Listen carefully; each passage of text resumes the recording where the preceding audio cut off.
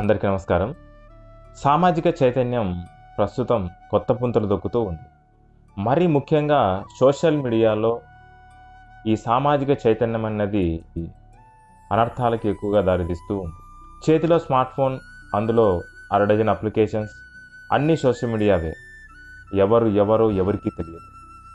Friend request అన్నది రాగానే accept చేయడం, తర్వాత చాటింగ్ చేయడం, అది ఎక్కడ ఆగుతుందో ఎంతవరకు వెళ్తుందో ఎవరికీ అర్థం కాదు. ప్రస్తుతం జరుగుతున్న ఆర్థిక, సామాజిక, సాంఘిక నేరాల్లో 99% వాటి వెనుక సెల్ ఫోన్ అన్నది, అంటే స్మార్ట్ ఫోన్ అన్నది ఖచ్చితంగా ఉంటుంది. దీన్ని బట్టి మనం అర్థం చేసుకోవచ్చు ప్రస్తుతం సమాజంలో నేరాలు ఎంత ఎక్కువగా జరుగుతున్నాయని మనం ఖచ్చితంగా ఒక అంచనాకు రావచ్చు.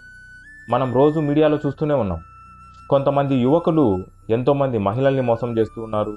కొంతమంది మహిళలు ఎంతోమంది యువకుల్ని మోసం చేస్తూ ఉన్నారు. ముఖ్యంగా కుర్రకారుకి ఖచ్చితంగా ఇప్పుడు సోషల్ మీడియాలో అకౌంట్ ఉండాల్సిందే. ఎందుకంటే వాళ్ళ జీవితాన్ని అందులోనే జీవిస్తున్నారు, అందులోనే గడిపేస్తూ ఉన్నారు. సోషల్ మీడియా అన్నది ఇంతకుముందు స్నేహితుల్ని దగ్గరికి చేసింది, ఎంతోమంది కుటుంబాలను కలిపింది, చైతన్యవంతులు చేసింది, ఉద్యమాలకు ఊపిరి పోసింది. ఒక్క మాటలో చెప్పాలంటే ప్రపంచాన్నే మార్చివేసింది.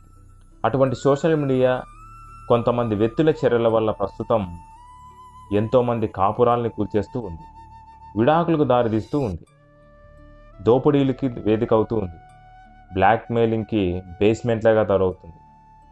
అంతేకాదు, హత్యలు జరుగుతూ ఉన్నాయి సోషల్ మీడియా పరిచయాల ద్వారా. ప్రాణాలు తీసుకునే వరకు వెళ్తూ ఉన్నారు, విద్వేషాలు రెచ్చగొడుతూ ఉన్నారు, ఎంతోమందిని కించపరుస్తూ ఉన్నారు. కొంతమంది వ్యక్తులు వాళ్ళ యొక్క ఉద్వేగాలను అదుపు చేసుకోలేక వాళ్ళ యొక్క ఎమోషన్స్ని సోషల్ మీడియాలో షేర్ చేస్తూ ఉన్నారు. ఈ విధంగా ఎన్నో మోసాలు, నేరాలు, సంఘటనలు జరుగుతూ ఉన్నాయి. వీటన్నిటికీ కారణం మనకి అవగాహన లేకపోవడం. సోషల్ మీడియా పట్ల అవగాహన అనేది ఉండాలి. ఎందుకంటే సోషల్ మీడియాలో ప్రస్తుతం ఎంతోమంది కన్నింగాళ్ళు, కేటుగాళ్ళు ప్రస్తుతం మోసాలు చేయడానికి ఎదురు చూస్తూ ఉన్నారు. తప్పుడు ఆఫర్లు ఇస్తూ ఉన్నారు, ఫిషింగ్ లింక్స్ పంపిస్తూ ఉన్నారు. రకరకాలుగా హనీ ట్రాప్స్ అని సోషల్ మీడియా ద్వారా ఇప్పుడు ఎన్నో రకమైన నేరాలు జరుగుతూ ఉన్నాయి.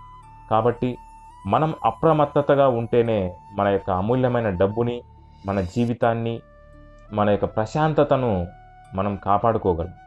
ఈ సైబర్ ప్రపంచంలో మనల్ని మనం రక్షించుకోవాలంటే అవగాహన అన్నది ఒక్కటే ఏకైక మార్గం. ధన్యవాదాలు.